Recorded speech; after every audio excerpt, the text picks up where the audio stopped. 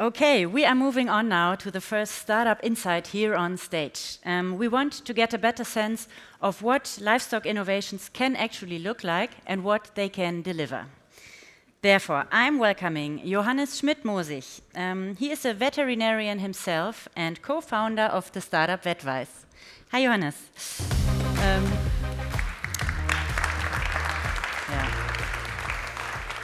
I had one more sentence, what VetVise is doing, but maybe you can explain it yourself. Have fun. Yeah. Stage is yours.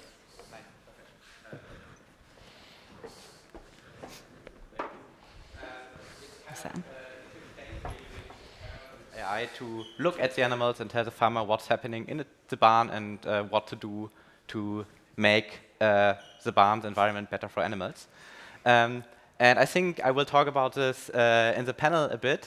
So for the next 9 minutes, 30 seconds, I have some information not about what we are doing, but what problems we are seeing that are happening in the real world, in the farms, in Germany, in Europe, in the world, and how we as technology companies can tackle this.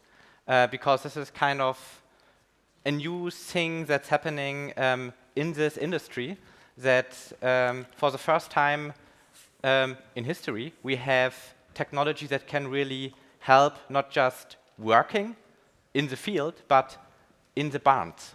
And everything I will tell you now kind of has a livestock look on it. So when I talk about agricultural landscape, I always mean what's happening in the barns with the animals and not on the field, because on the field we're doing a lot of data analysis since the 2000s. We have satellites, we have drones, we have automatic tractors, but in the barns we are kind of doing the same things we've done the last 50 years with less workers. So before I delve into this, just one short thing. Who is VetVise?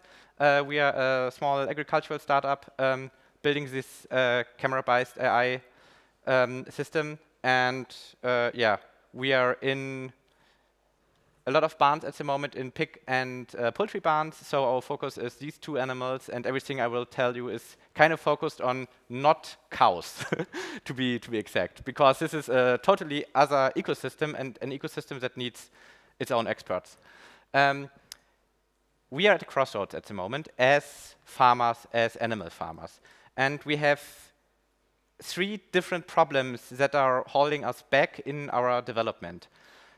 Aside from the one Mr. Kunzmann just talked about, because this is a totally different thing that hasn't to do anything with the actual animals.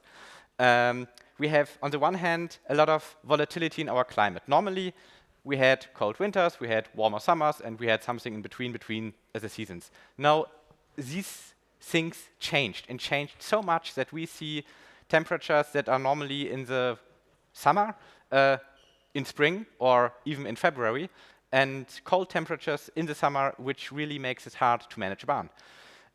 We have so less people working in the barn that this sometimes is more difficult to find than the money for operating the barn itself. And also the economic instabilities we've seen over the last 2 years, let alone the last 10, are really devastating for a lot of farms. And I just go on why this is a big problem in a few seconds. We also have the thing with farming is developing slowly, because we are thinking in years or in decades. But the changes we are seeing are in weeks, months, maybe half years. But a year where nothing really big happens is something like an anomaly in the last 2 decades. And this is the reason why I think startups, or at least companies who are spinning out new ventures, are really important, because they are looking from a totally different perspective, and they are driven by the need to perform and to deliver. We don't have the luxuries of sitting there and thinking half a year about a solution. We need to come up with a solution, to go to market, to test it, fail, retest it until it works. So it's a totally different mindset that is needed to tackle these problems. Talking about problems, the one thing we have is the weather. It is kind of normal to complain about when you're a farmer, but what we are seeing is in Europe, we have the highest degree of warming in most of the world. We are getting much warmer than, for example, America or Africa in comparison. Which means that all of the weather patterns we are used to are changing, and changing a lot. And we have like really low precipitation one year. The next year, we have floods in the same areas. We have changes during the summer that are much higher than any time before, which makes it really hard, not just when you're on the field, but when you're in the barn. You have your summer and your winter ventilation, but you don't have a crazy summer ventilation or a warm winter ventilation. You need to think about this a lot more, but you're not used to think about this, so it kind of is hard to really work with it. The other thing is vanishing people. We are losing a lot of workforce in the agricultural business. From the 50s to the 2000s, this was mostly driven because we have more technology and needed less people working in the field. Now we have the problem, we need these people in the barns. We need these people to do stuff with the animals, to look at them, to care for them, and we don't have them because we can't pay them enough. But also it is not attractive to work in farms. So what we are needing to do is finding ways of getting people attracted to work in barns again. And this can't just go with, you need to, but we need to make it nice. We need to make it innovative. We need to make it modern, so that when you think about what do I want to do as a young person, I think about farming. Most people won't do this. Another thing why a lot of people that maybe like farming don't like farming actually is I generated this picture because I think this is quite the best look a farmer can give you. You have kind between 25 and 50% of your time when you are a pig farmer just doing paper stuff. You need to document, you need to write things down, you need to be sure that you get all the money from the Haltungsform, etc. So most of the time, you're not in the farm. And when you're in the farm, you're there to document things. And all those things that you normally want to do with the animals are doing people who are not really well trained because you don't have the time to train them well. And you often don't have people that can be trained well. Which also leads to these overhead that just drowns you. You don't have the motivation to stand up every morning at 5 to go into the farm because the first thing you do is go to the computer and write down a lot of stuff. And then even if you're getting more efficient as a farmer year after year, there is an end to how efficient you can get. And things like fertilizer prices, and I use fertilizer because your feed is the main input in your farm, and feed price is based on fertilizer price. When fertilizer price goes up, feed price will go up. It's in the last 20 years, it's about 8% increase, and now with the Strait of Hormuz, I would guess we have 2 digits there. Your output price, what you are getting, is declining, mostly because of a lot of these private label share is the Eigenmarken from Rewe, Edeka, etc. So they have a lot of meats that they are buying, and they have a lot of power over the price. And the only thing that is kind of nice is the energy costs get less when you have solar, etc. on your roof, but the volatility in the cost is much higher than normal. So what I want to show is you as a farmer are not really the person that decides if you make money or not. You can have the best running farm in the world, and you are maybe scraping by because the cost is getting out of hand, and you are not in control about what you can sell. And mostly because you don't have the time and the energy to concentrate on selling your product. Farmers who are good at this make money even with bad management. So this all sounds kind of not great, but why is it not as bad? Because we have one great equalizer, and that is technology.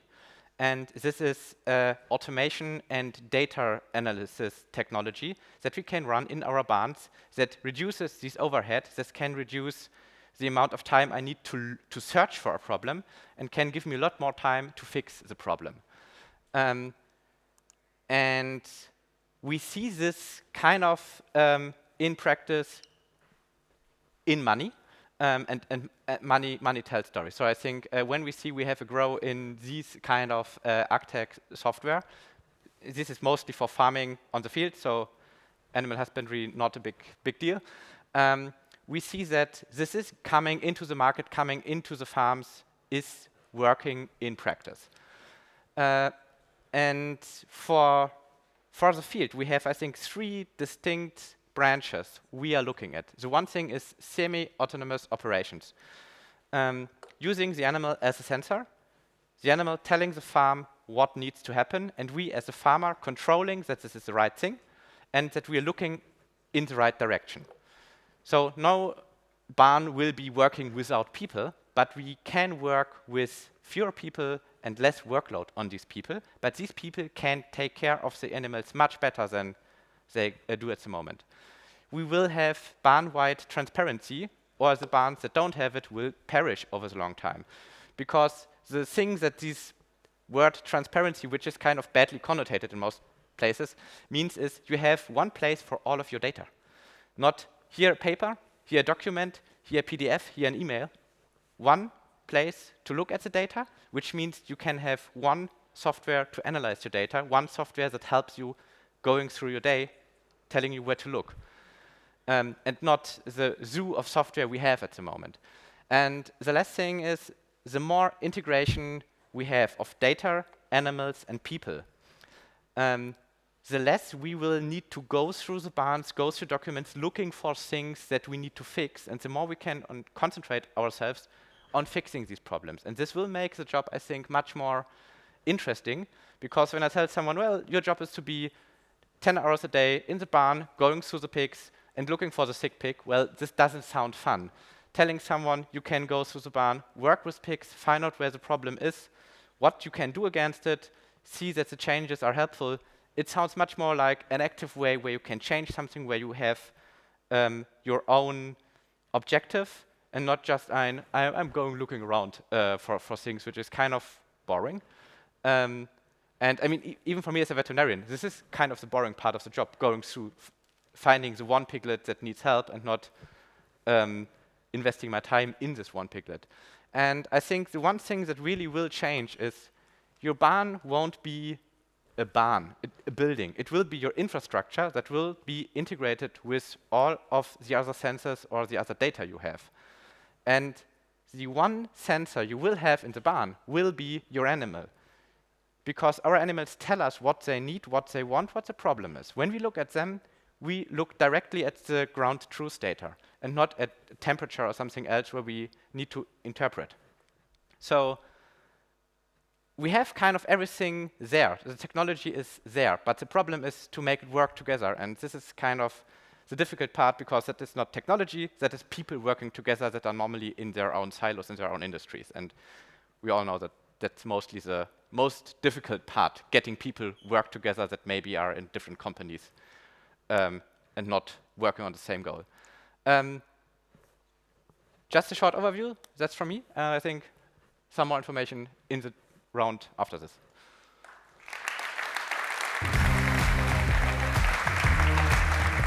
Thank you. Please follow me to this side of the stage, because people are already working behind us. Johannes, thank you so much for your presentation. You spoke a lot about how a farmer feels and what his most or biggest pain points are. I like that very much, and I can understand it very well, but maybe give us 1 or 2 more insights about your technology. You said the monitoring technology can tell you what the animal wants. How can you read from the images of, I don't know, 10,000 chickens or more, where the problems are? It's kind of easy, the way you as a farmer would do this. For example, when it's getting too warm in the barn, the chicken tend to go to the sides of the barn where it's where it's colder. So where the ventilation is, where it's wet, or where some kind of airflow is. So we are tracking, are the animals moving in these directions? And then can tell, okay, they're moving in these directions, so it's maybe too warm, please check temperature and reduce temperature if necessary. Mm-hmm. For the pigs, for example, there's too high temperature, mostly a problem in fattening pigs. it's often too warm, even when you think as a human, well, it's not, it's cold for me. But these are animals that are growing really fast. So when they're using the drinkers a lot more, when they are dirtier than normal, when they are using the wet areas in the barn more, or they go outside when it's possible. So I think having a possibility for going outside is always great for getting better climate information about your animals. You can just tell, okay, it's too warm, please change temperature. So this would be one easy thing to do. I know that you are already working with farmers in the market, and we all know how tight the margins in the market are. So from all these pains you described, what is the ultimate argument, the key argument that finally convinces your client to invest in your camera system? I think there are or is it the mix? two main arguments. Smaller farmers, it's the reliability and just the peace of mind that when they are not in the barn, they know that nothing bad happens without they get the information. So they can be away for the weekend and the barn won't burn down, they won't come back to all the animals are dead or most of the animals have a big problem. For smaller farmers, this is a really big thing because they are mostly just by themselves and maybe their family. Bigger farms often have more about this overview effect. So they know what's happening in all of the farms because it's really hard to get all the information back to you as a farmer or get to the one person that is responsible for all of the farms. Because everyone in the farm that's working for one barn or two barns has its own interest to not tell someone there's a problem, because then they are often thinking, well, I get punished for this. So the moment they tell you, I have a problem here, mostly the problem is not a small problem, but there's really a lot of shit going on that you can't clean up during this round. And with chickens, this is more problematic than with pigs because of this 42 days. But yeah, there is more this overview, this getting the data together, more important than the better results. Well, I'm already hearing you have a lot to speak about in the now following panel discussion. Thank you so much.